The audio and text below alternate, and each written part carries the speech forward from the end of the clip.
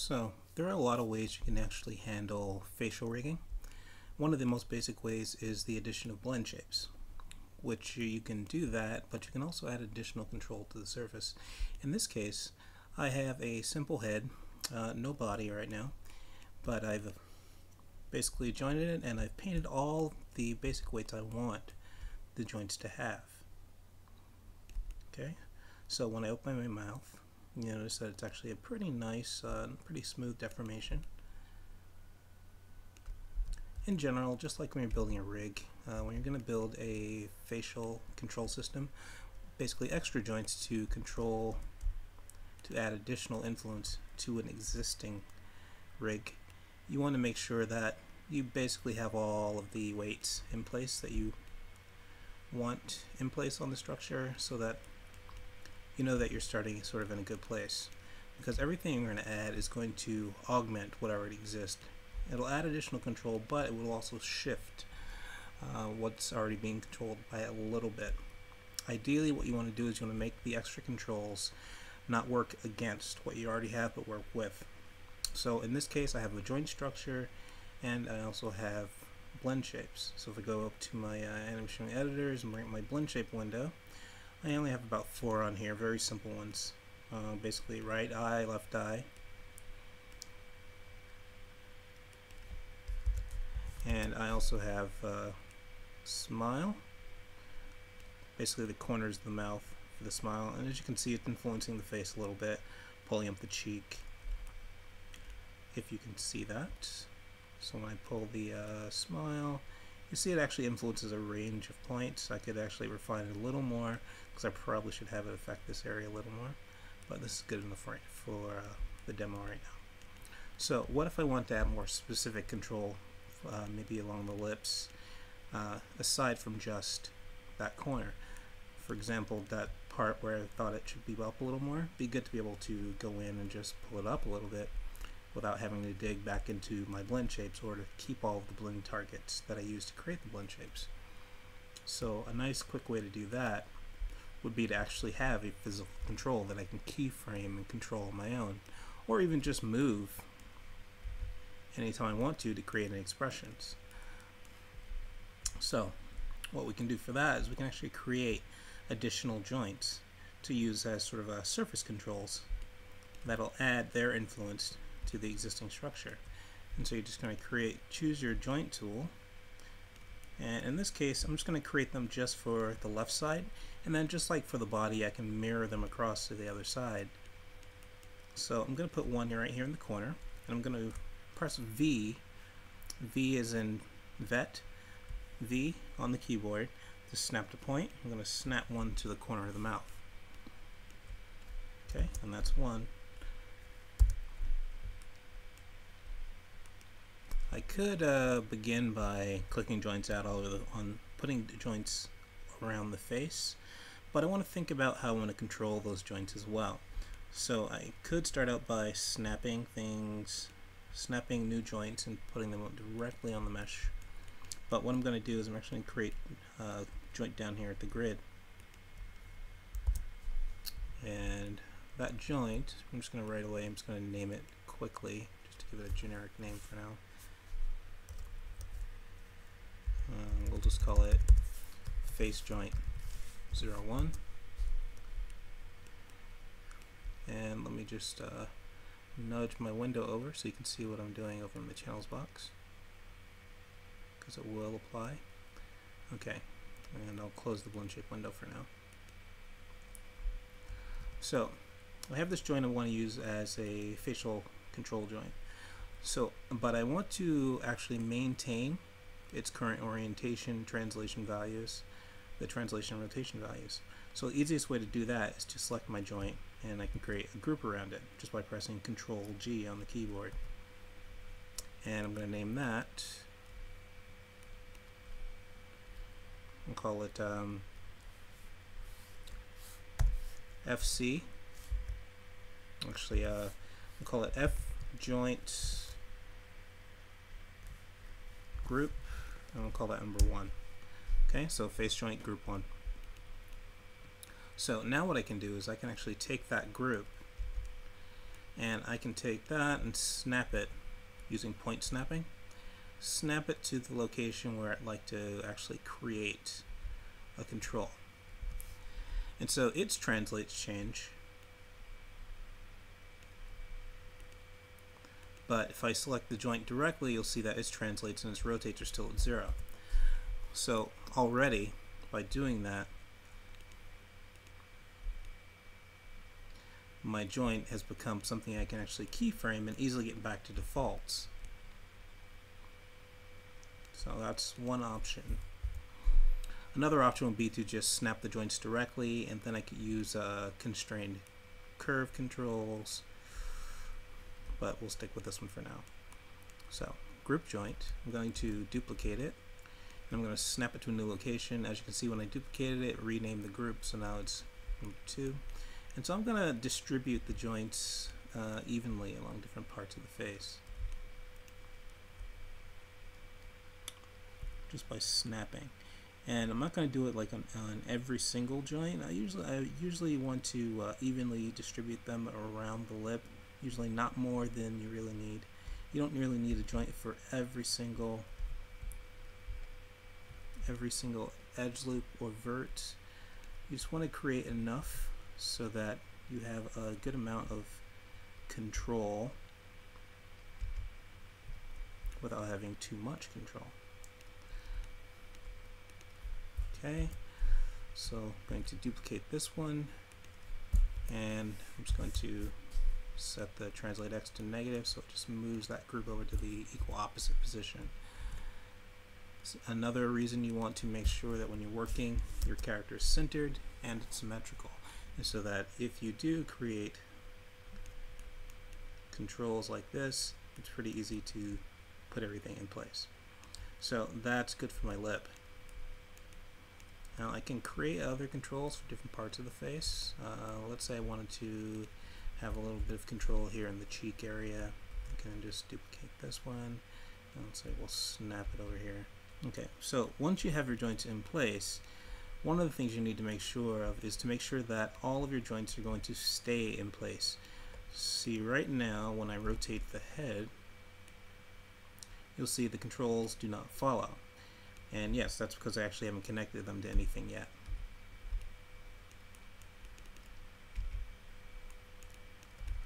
So you could do a couple of different things here. You could select all of your groups and throw them into one common group and constrain it so it just stays aligned with whatever part you need.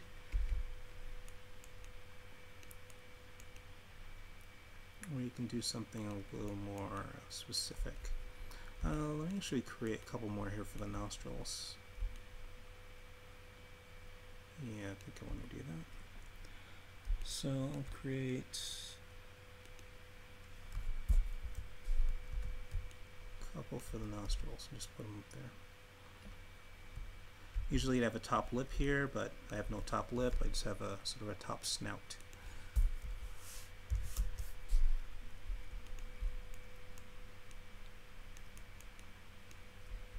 And why not, we'll put one in the middle too.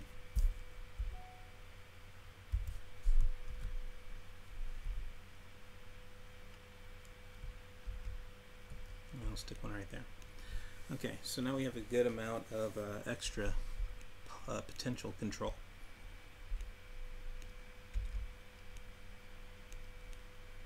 So in this case we have the snout controls. Now the snout controls are going to need to stay aligned with essentially our snout. So we could simply attach them to the existing joint structure that I already have in the snout.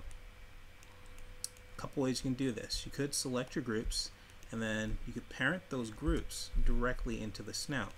Now you'll notice that even though these joints are actually inside of groups, and I've actually parented the groups, if you look at the name, it says group, right?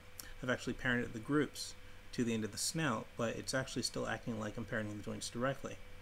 That's actually just sort of a nice little and sometimes confusing feature of Maya, is that it's actually still recognizing the existence of joints inside of these extra groups, which is fine so long as you remember. So you could parent them directly into the joint structure so that they follow, but it does create a little bit more visual clutter. So if you have a lot of extra floating joints, it could be a problem. In which case, you could do something like this. You could select one of those joints, preferably the one at the end here in this case, since all of these would rotate. You want to keep it aligned with the relative to the position where you actually want to control the surface. And so then I can come into my outliner and I need to find my groups. And so in this case, this joint is actually in, these three are going to be in some of the last groups I created. So it should be 14, 15, and 13. Okay, so before I actually start creating these parent constraints to connect my groups, I want to actually go through and quickly name things. Usually you want to name your objects before you start constraining, because once you do start naming, those names that already exist in them will be applied to your attributes of the constraints, and it'll make it a little harder to track things down if you need to fix things later and then things aren't consistently named. So I'm going to select the joints here in my nose. I'm going to name these according to what I need them to be. So I'm just going to quickly call this one, we'll just call this one snout joint. That one's at the middle, so I'm just going to leave it snout joint. And this one will be my snout joint left. Since I only have one, I'm not going to bother numbering it. And snout joint right. And remember, when it comes to naming, rigging, and working, usually working based on camera right and camera left, basically the character's perspective on the world, not yours. So when you're facing the character and he's facing you, his right is your left and his left is your right. Okay, so now we have the joints named, but we still need to label the groups. I'm going to label everything. So I'll call this one face group. We'll call it snout group. Snout group right.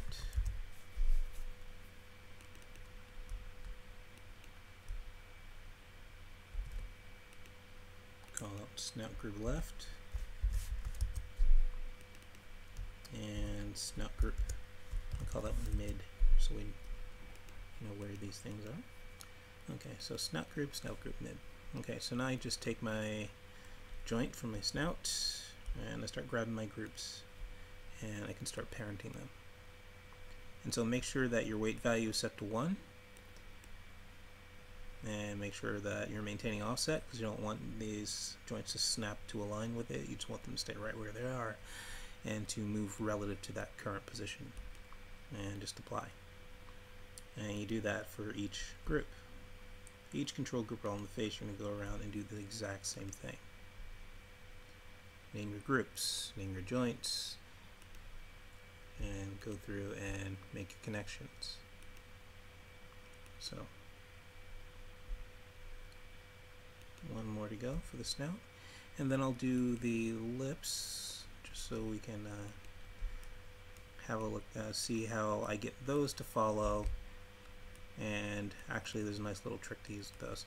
Okay, so right now I have the snout joints, so their translates are set up to follow. So notice when I rotate the head, the snout joints are actually following, staying in line with the head, and the joints themselves are still independent, so I can still keyframe them, rotate them, scale them, whatever I want, independent of the head movement.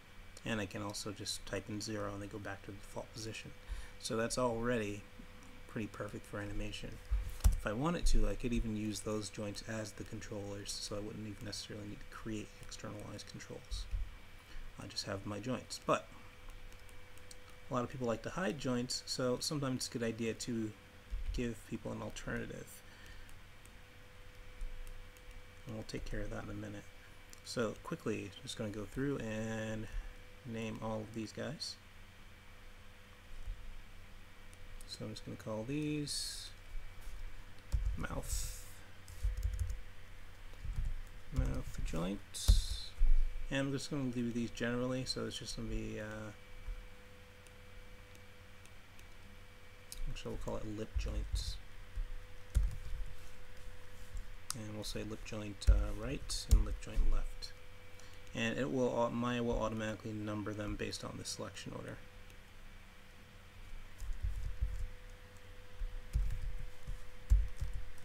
And that's because I'm using the rename feature in the top of the menu bar right next to your render.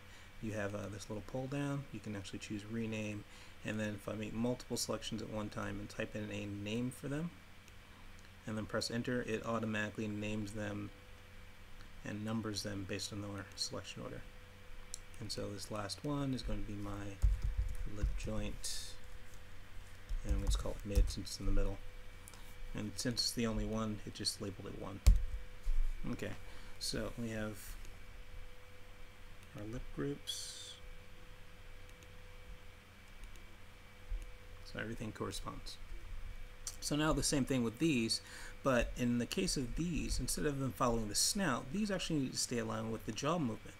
So what we're going to do is we're actually going to, we could either constrain them, or in this case, since they would not create too much visual confusion, I think, relative to the rest of the head, we could just parent those directly in here.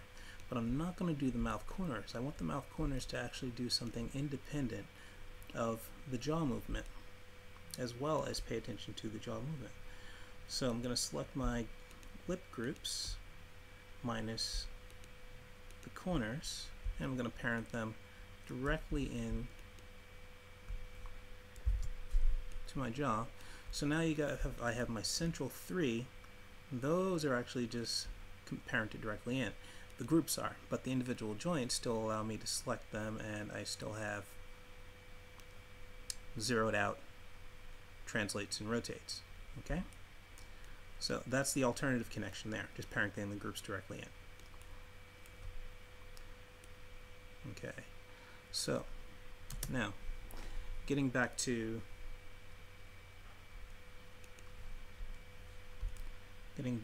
my corners. Now with the mouth corners, I want to do something a little more complicated. With the mouth corners, I'm going to select a couple of the joints I've already connected in, and I want it to pay attention to their location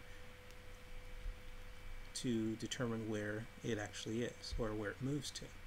So in this case, I'm going to select my snout joint, and I'm going to select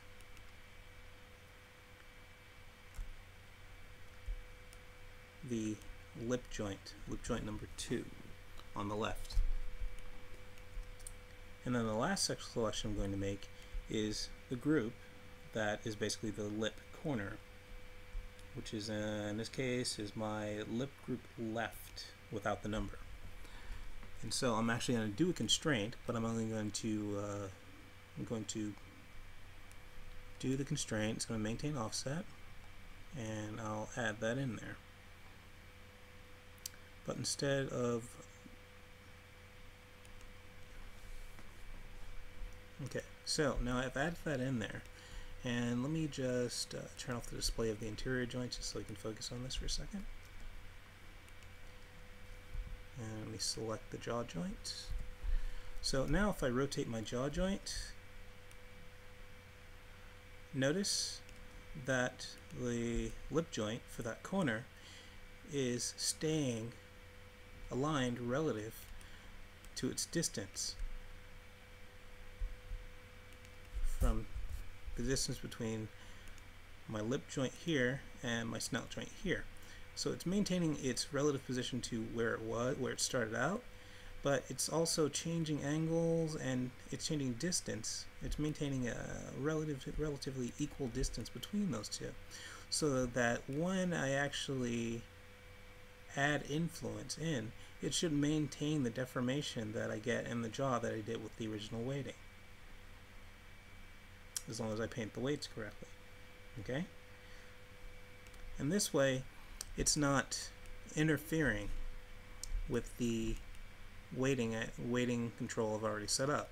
It's just going along for the ride. And then I can go in and select the joint and make changes to to its position to further augment the deformation of the face in this area once I actually do the weighting. So I'll just do that for the other side as well.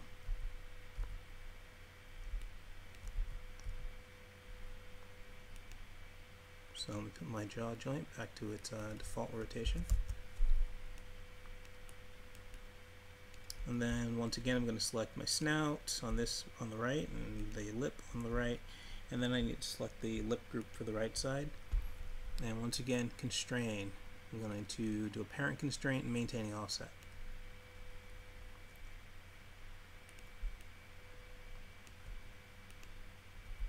Okay, so now as you can see, if I rotate this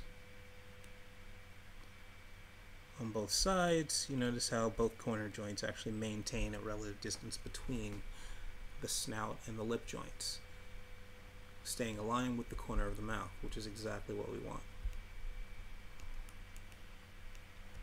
Also, when I rotate the head, it takes all the joints that I've connected in with it. I haven't done the forehead or anything like that, or the cheek.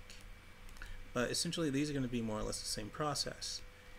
And if you're not too worried about visual clutter, and in this case I forgot to create a duplicate for the other cheek. Let me do that right now.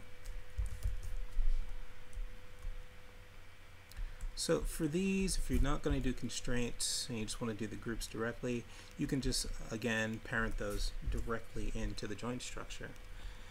And remember, I'm parenting the group, not the joints inside of the group, so that the joints inside still maintain a 0 for their translate and the rotate values.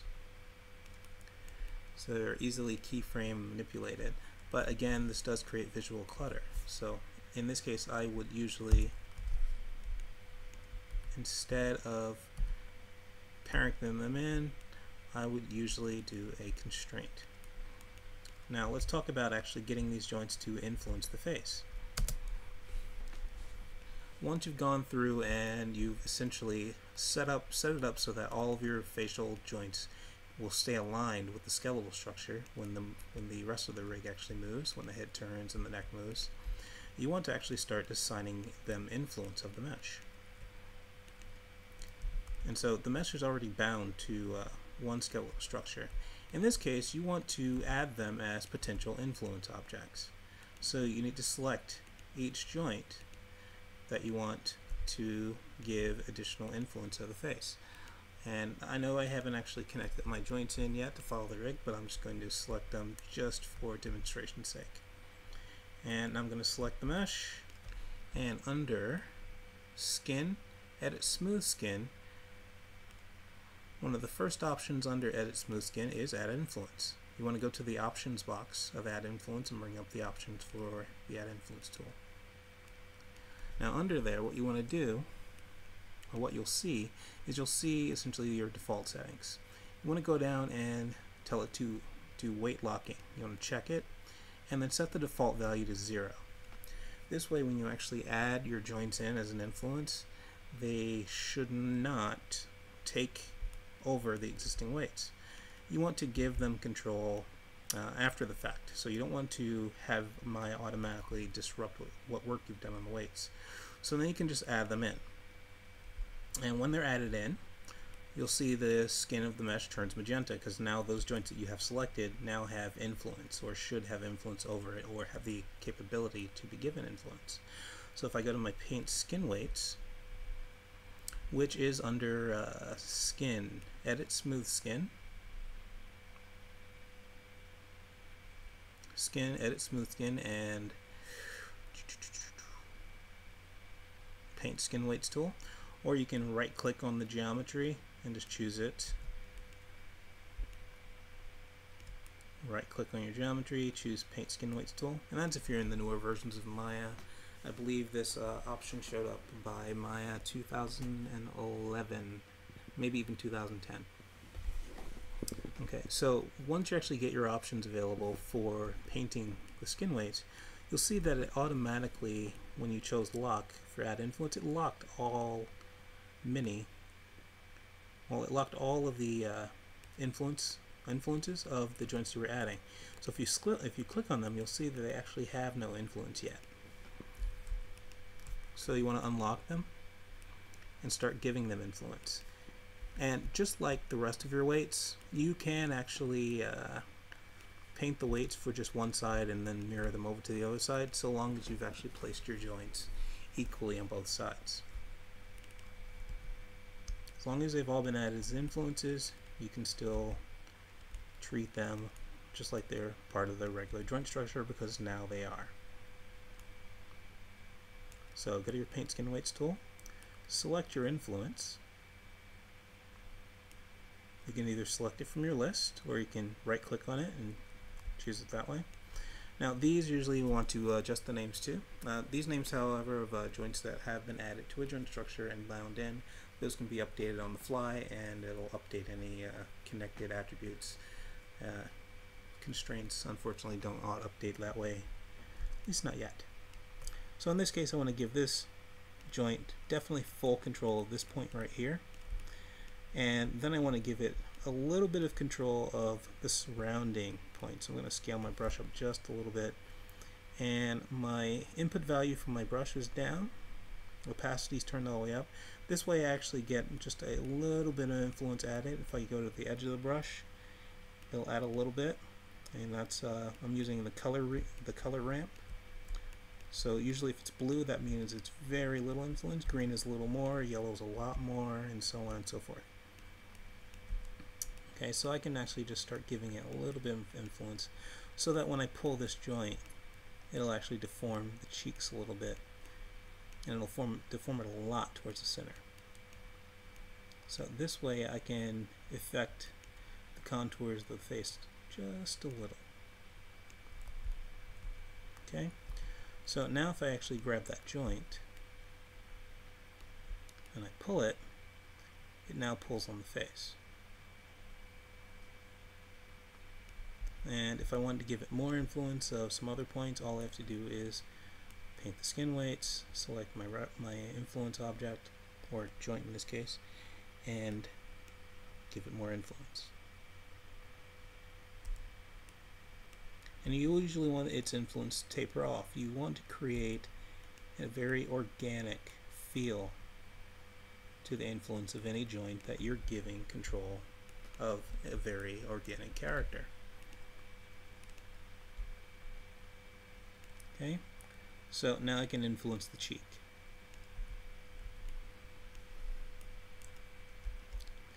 And so you pretty much want to do that same thing for other parts of the face. So here again, I'm going to do it with the corner of the mouth. And in this case, I'm going to do the corner of the mouth, and I'm going to show you how it works when you're already using a blend shape. Okay, so I'm probably going to do this not as well as I should be doing it, so just bear with me.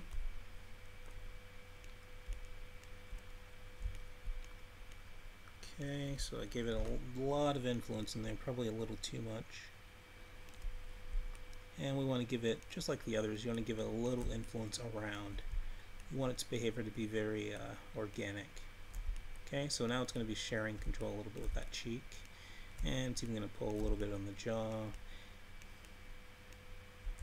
and it's going to have to share influences with some of the other joints once I actually start painting their influence in.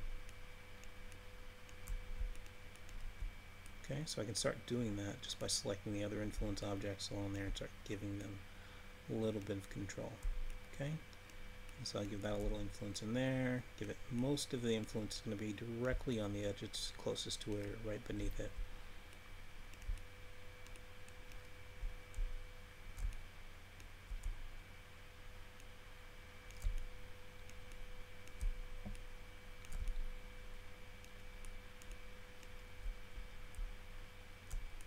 So I'm selecting this influence again, coming back in here, I'm going to scale my brush down so that I'm only influencing the points right here. Okay, so now let's kill some of the visual clutter here. I'm going to kill the wireframe.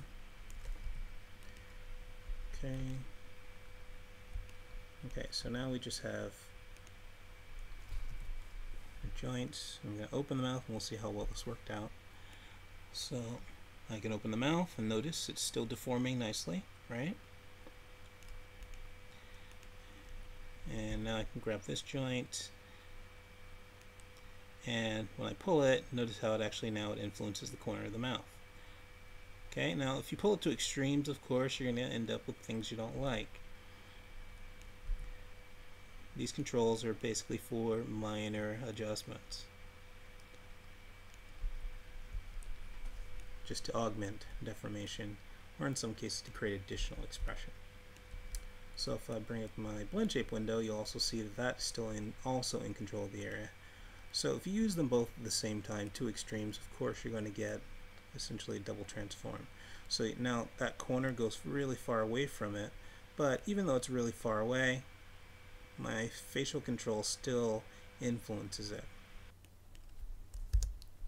So if you are happy with your setup for the joints, usually you want to create a few externalized controls, because some people actually like to disable joint selections or joint visibility altogether when they're working. If not, you could always, if you want to make these a little more visible, you can just select your joints and just increase the radius value so that the joints stand out a little more on the surface. And you could also hook up visibility controls so you can hide them from within the rig itself instead of generally disabling joint visibility. Another option is to create an alternative selection option, meaning you can keep your joints but also make them selectable through other objects or other object types. In this case, one of the more standard ones, you could actually just create NURB circles. So if you go to your create menu, or even if you use your shelf, you can just create a nice little NURB circle, scale it down to pretty much the size you want it to be,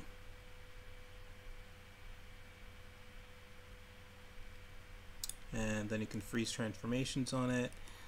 If you don't like the shape of it, you can always fix that later. You could name it if you want. I'm just going to call it face control, and this is just so that the shape itself has a very specific name. And then I'm going to select the control in object mode. I'm going to push the down arrow on my keyboard so that when I actually select it, what it'll actually select, it'll select the facial control shape. So when I select it, you'll get the channels box where you see all the translation and rotation and scale. But what I want to select is I want to select the shape inside of it. So I'm just going to hit my arrow key, my down arrow key, and it'll select the shape inside of it. And now I'm going to shift select one of the joints that I want it to control. So in this case, let's say it's the cheek. I'm going to shift select the joint in the cheek there. And then from my mel line, I'm just going to type in parent -R-S, and this basically tells it to parent the shape that I have selected to the joint relative to its position, and the S tells it to add it to the existing node, so it'll actually make it part of the joint. So as soon as I do that, it will automatically move the shape from 0 up to the joint itself. So now when I actually click on it, you'll see that it selects the joint, and I can actually go in and tell Maya to hide my joints, hide joint visibility, and you'll notice that the curve is still visible, and that's because the curve itself is NURBS. I can still select my joints, I just can't see the standard joint shape. Okay, so that's one option for creating control curves for your joints if you don't want to use the joints themselves, which you can. And there's technically is still using the joints, just selecting them, creating an alternative way to select them. Another way to create a control curve for your joints or control object is essentially to create any piece of geometry, whether it's a circle or anything else. And then as usual you want to align it and connect it, and it still needs to follow. So usually what you can do in this case is you could just parent it to the joint, go to your channels box for that curve and then adjust its translate values so they're set to 0, and it'll align it with it. Make sure you rename it, and I'm going to call this one lip mid, and that's going to be the lip mid control for that. You want to freeze translation, freeze the scale. I'm going to unparent it. And what I want to do is I actually want to add it to the group that is actually containing my lip. So I need to find it in the outliner, and so in this case it's the mid lip.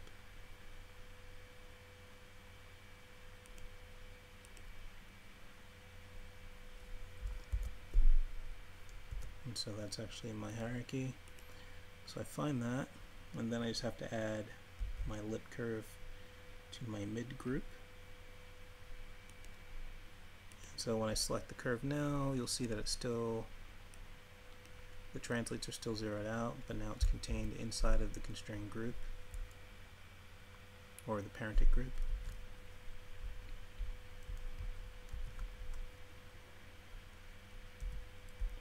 And then I could use a parent constraint to have it take control of the curve. So it's a little more involved than just using parent-r-s, but this is also another option for taking control of the joint in the surface. Now remember, this joint I didn't actually set up the weights for yet, but as you can see when I grab the curve, it's actually manipulating that joint now.